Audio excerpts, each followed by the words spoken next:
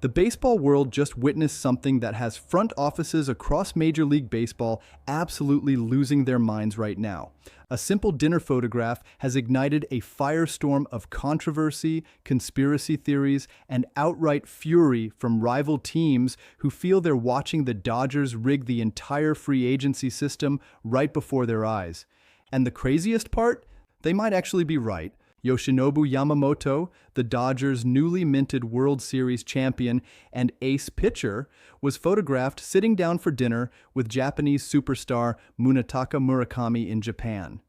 This wasn't some paparazzi catching them off guard or a leaked private moment. No, this was posted publicly on Instagram by Ken Sando, which means the Dodgers wanted everyone to see this. They wanted the baseball world to know exactly what they're doing. And the reaction has been absolutely nuclear. The photo racked up a staggering 4.8 million views on a single tweet, with fans, analysts, and rival executives all saying the same thing. The Dodgers are doing it again, and nobody can stop them. Let's break down exactly what's happening here because this is so much bigger than just two players grabbing some sushi together. Munetaka Murakami is currently the hottest Japanese free agent not already playing in Major League Baseball. He's 24 years old, he's a power-hitting first baseman and third baseman, and he's been tearing up Nippon professional baseball for years. Multiple MLB teams have been circling him like sharks, throwing massive offers his way, and trying to convince him that their organization is the right fit for his transition to American baseball. According to Jeff Passan's reporting, the teams officially in the mix for Murakami include the New York Mets, Boston Red Sox, Texas Rangers, Arizona Diamondbacks, and Pittsburgh Pirates. Notice something interesting about that list? The Los Angeles Dodgers aren't on it. They're not even mentioned as a potential suitor. And yet here we are, watching their star pitcher who just won them a World Series championship, personally recruiting Murakami over dinner while the entire baseball world watches helplessly. This is the exact same playbook the Dodgers ran when they signed Shohei Ohtani. They stayed quiet in the public sphere, avoided being named on the official lists of interested teams, and then swooped in at the last second using relationships and behind-the-scenes influence that other organizations simply cannot match. They don't need to be part of the public bidding war because they're playing an entirely different game. While other teams are sending their general managers and scouts to make business pitches, the Dodgers are sending World Series champions to have personal conversations about what it's really like to succeed in Los Angeles. The reaction from fans across the baseball landscape has been predictable, but also completely justified. People are absolutely furious because they recognize that the Dodgers have constructed an unfair advantage that fundamentally breaks the competitive balance of Major League Baseball. It's not just about having money, because plenty of teams have money. The Mets can outspend the Dodgers if they want to. The Yankees have unlimited resources. The Red Sox ownership group is worth billions. Money isn't the issue here. The issue is that the Dodgers have built an entire organizational infrastructure specifically designed to make Japanese players feel comfortable, supported, and positioned for success. They have Japanese translators on staff. They have cultural liaisons who understand the specific challenges of transitioning from NPB to MLB. They have familiar faces in the clubhouse who speak the language and understand the culture. Most importantly, they have players who have already made that exact journey successfully and can personally vouch for the experience. When Munetaka Murakami sits down with Yoshinobu Yamamoto for dinner, he's not just getting a free meal and some pleasant conversation. He's getting first-hand intelligence that no general manager's PowerPoint presentation could ever provide. Yamamoto can tell him exactly what it was like to make the jump from Japan to Major League Baseball. He can explain what spring training felt like, how the travel schedule compares, what the media pressure is like, how American umpires differ from Japanese umpires, and 1,000 other details that matter enormously to someone making this life-changing decision. More importantly, Yamamoto can tell Murakami what it feels like to win a World Series in your very first season with the Dodgers. He can describe the parade through downtown Los Angeles, the celebration in the clubhouse, the feeling of accomplishing baseball's ultimate goal almost immediately after arriving. That's an incredibly powerful recruiting tool that the Mets, Red Sox, and Rangers simply cannot offer. They can promise Murakami development opportunities and playing time and a great organization, but they can't promise him that he'll be joining a team with Shohei Ohtani, Yoshinobu Yamamoto, Freddie Freeman, Mookie Betts, and potentially Roki Sasaki, all in the same clubhouse. But here's where this situation gets really complicated and interesting. Where exactly would Munetaka Murakami fit on the Dodgers roster? This isn't a rhetorical question. This is a genuine roster construction puzzle that makes this potential signing less straightforward than it might initially appear. Freddie Freeman is locked in at first base and just won World Series MVP. He's not moving. Max Muncy is entrenched at third base and has been a cornerstone of the Dodgers lineup for years. Shohei Ohtani occupies the designated hitter spot when he's not pitching, and he's literally the highest paid player in baseball history. He's not losing his DH at bats. So where does Murakami play? The Dodgers desperately need outfield help after losing several key contributors from last season. The problem is that Munetaka Murakami is not an outfielder. He primarily plays first base and third base. According to available statistics, he has played exactly 3 career games in the outfield, and those were all the way back in 2020. He's not an outfielder. He's not going to suddenly become an outfielder at age 24 when he's never developed those defensive skills. The Dodgers aren't going to pay him tens of millions of dollars per year to learn a new position on the fly at the major league level. So what are the options here? Do they move Freddie Freeman to designated hitter and put Murakami at first base? That seems unlikely given Freeman's defensive value and the fact that Ohtani needs the DH spot for his long-term health. Do they platoon Murakami with Max Muncy at third base and first base, mixing and matching based on matchups? That might work, but it means you're paying starter money for a player who might not play every day. Do they get creative with defensive alignments and roster flexibility, using Murakami as a super utility player who rotates between first, third, and DH, depending on who needs a day off? The fit isn't perfect, and that's probably the only reason this hasn't already been announced as a done deal. If Murakami were a center fielder or a shortstop, he'd probably already be wearing Dodger blue. But the awkward defensive fit creates just enough uncertainty that other teams still have a sliver of hope.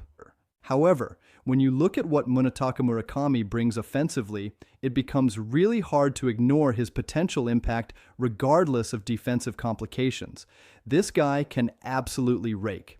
He's a legitimate power hitter who has consistently hit 25 to 30 home runs per season in Nippon professional baseball.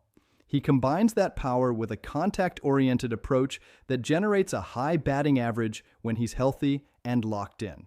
The concern among scouts is his 2025 season, which showed some troubling statistical trends. His contact rate against premium velocity dropped to 63%, which is worrisome when you consider that every major league pitcher throws harder than the average NPB pitcher. His performance against secondary pitches like sliders, changeups, and curveballs fell below 50%, which suggests he might struggle with the increased pitch variety and movement he'll face in MLB. But here's the critical context that makes those concerns less alarming. Murakami was dealing with injuries throughout the 2025 season.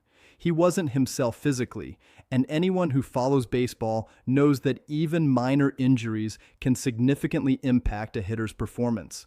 When you look at his previous seasons when he was healthy, the bat was absolutely elite. He consistently posted batting averages above 300 with on-base percentages approaching 400 and slugging percentages in the 500 range. Those are all-star caliber numbers. One anonymous Pacific Rim scout compared Murakami's potential major league production to somewhere between Kyle Schwarber and Joey Gallo, which perfectly captures the risk-reward profile here. If Murakami becomes Kyle Schwarber, you've got a middle-of-the-order masher who can change games with one swing. Schwarber hits 40 home runs, gets on base at a decent clip, and provides enormous value despite defensive limitations. If Murakami becomes Joey Gallo, you've got a 3 true outcomes player who strikes out far too much, hits just enough home runs to stay employed, but ultimately doesn't provide enough offensive value to justify a roster spot on a contending team. The strikeouts are going to be there regardless. That's just the reality of power hitters transitioning from NPB to MLB. The velocity is better, the breaking balls are sharper, and the command is more precise. Everyone strikes out more when they make the jump. The question isn't whether Murakami will strike out. The question is whether the home run damage and overall offensive contribution makes those strikeouts acceptable. The Dodgers have proven time and time again that they can develop players and adjust offensive approaches. Their player development infrastructure is considered the best in baseball. They have hitting coaches who use advanced technology and biomechanics to optimize swing paths. They have data analysts who can identify pitch recognition issues and develop training protocols to address them. If the Dodgers believe Murakami's swing translates to Major League Baseball and they can coach him through the secondary pitch recognition issues, this becomes an absolute no-brainer signing. He's young, he's talented, he fits the offensive profile of what the Dodgers want, which is power, patience, and the ability to do damage in the middle of the lineup. Even if the defensive fit is awkward and they have to get creative with playing time, the Dodgers have shown repeatedly that they're willing to experiment with unconventional roster construction if they believe the talent is worth it. They'll figure out where to play Murakami if they decide the bat is legitimate. Now let's talk about what else is happening behind the scenes, because this dinner photograph wasn't the only suspicious and interesting development in this entire saga. Dave Roberts, the Dodgers manager who just led them to a World Series championship, recently returned to Okinawa, his hometown in Japan. On the surface, this seems like a nice personal trip, where a successful manager returns home to celebrate with family and friends after accomplishing his professional goals. But the timing is incredibly suspicious. All of the Nippon professional baseball free agents are being posted right now. International free agency conversations are happening across the entire league. Teams are making pitches, agents are fielding offers, and decisions are being made that will shape rosters for the next decade. And you're telling me that Dave Roberts just happened to schedule a personal trip back to Japan at the exact moment when the Dodgers are actively trying to recruit multiple Japanese players? Come on, nobody believes that's a coincidence. This is orchestrated, this is deliberate. Dave Roberts is almost certainly meeting with agents, talking to players, making personal connections, and doing exactly what the Dodgers do better than anyone else in baseball, which is leverage every possible advantage to sign elite talent. You've got Shohei Ohtani recruiting on behalf of the organization. You've got Yoshinobu Yamamoto taking potential free agents out to dinner. You've got Roki Sasaki potentially on the way. And now you've got the manager personally traveling to Japan to press the flesh and sell the Dodgers' vision. The Dodgers are running a full-court press on the Japanese free agent market, and there is absolutely nothing anyone can do to stop it. Other teams are furious because they know they fundamentally cannot compete with this approach. The Mets have money. Steve Cohen is the richest owner in baseball and can outbid anyone if he wants to. The Red Sox have history and tradition and a passionate fan base. The Rangers just won a World Series and can pitch themselves as defending champions. But none of them have what the Dodgers have, which is a clubhouse full of Japanese stars who can personally recruit on their behalf. That's what makes this dinner so significant. It's not just two friends hanging out and catching up. It's Yoshinobu Yamamoto actively selling Munetaka Murakami on the Dodgers without the front office having to say a single word. He's explaining what it was like to win the World Series in his first season. He's describing the clubhouse culture and how welcoming and supportive everyone was during his transition. He's talking about the coaching staff and their ability to make adjustments and develop players. He's answering every possible question Murakami might have about what it's like to make the jump from NPB to MLB and specifically do it in Los Angeles. That kind of peer-to-peer recruiting is infinitely more powerful than any contract negotiation or slick presentation a general manager could deliver. When a player hears from someone who has already walked that exact path successfully, it carries weight that no amount of money or promises can match. The other teams on Jeff Passan's list simply don't have that advantage. The Mets can throw absurd amounts of money at Munetaka Murakami. They can offer him the highest average annual value, the longest contract, the most guaranteed money, but they can't offer him teammates who understand his cultural background and can help him navigate the challenges of living and playing in a foreign country. The Red Sox can pitch their storied history and iconic ballpark and passionate fan base, but they can't promise the same level of organizational support and infrastructure specifically designed for Japanese players. The Dodgers are operating on a completely different level compared to every other organization in baseball, and this dinner photograph is undeniable proof of it. They're not just competing for free agents through traditional means, they're building a recruiting pipeline that leverages existing relationships to create competitive advantages that other teams literally cannot replicate. So, the ultimate question everyone wants answered is, will Munetaka Murakami actually sign with the Los Angeles Dodgers? The honest answer is that it's still genuinely uncertain.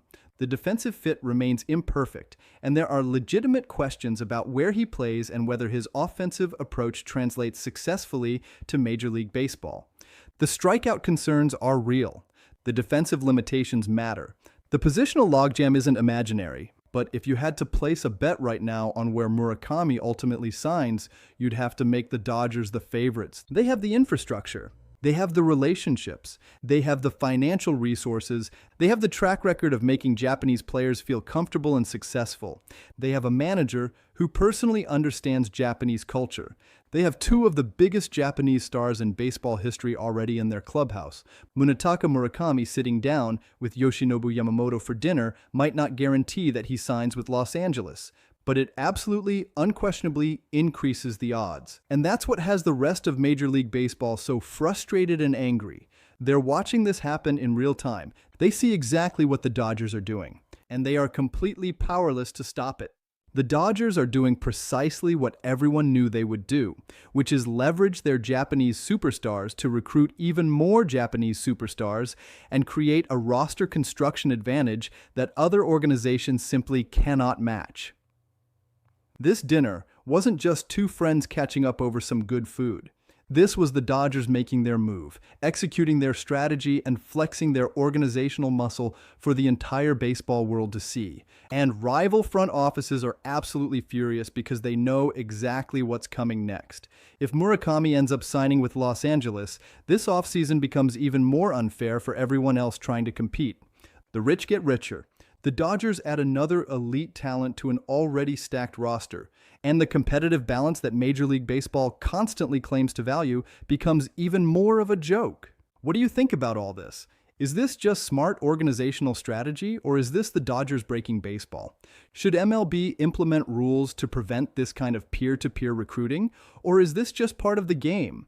Drop your thoughts in the comments because this story is far from over. If you found this breakdown valuable, smash that like button so more people can see what's really happening behind the scenes. And make sure you're subscribed with notifications turned on because when Murakami makes his decision, you're going to want to be among the first to know. This is the kind of blockbuster baseball story that defines entire off-seasons, and we're covering every single development as it happens. Thanks for watching, and I'll see you in the next one.